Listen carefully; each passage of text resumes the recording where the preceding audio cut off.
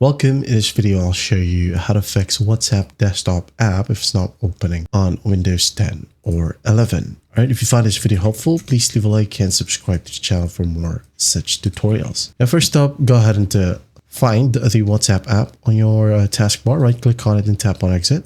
And after that, go ahead and find your search bar, type down %local app data %. Okay, again, %local app data %, click on it, and here you gotta find WhatsApp.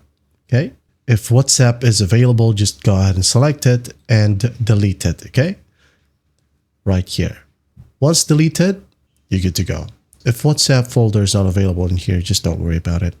Okay, and after that, go ahead over to your start menu, right click on it, tap on installed apps, wait for it to load, and once it loads, go to find WhatsApp, use the search bar right here, click on 3 dots and click on advanced options.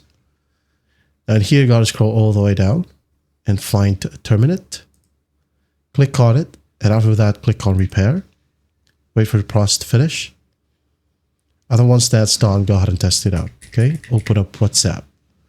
Now if that still won't work, close WhatsApp, close it right here as well. Now tap on terminate, and then go ahead and click on reset. Click on reset, wait for the process to finish, and after that, go ahead and find WhatsApp, check if it helps. Now if that still won't work, go ahead and click on terminate, and then uninstall. And once it's uninstalled, just go ahead over to the WhatsApp web.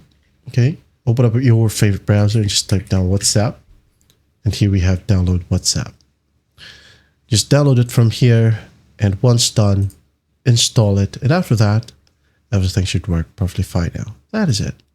That's how simple it is to fix WhatsApp or the WhatsApp desktop app if it's not opening in Windows 10 or 11. I hope this video helps, and I'll see you in the next one.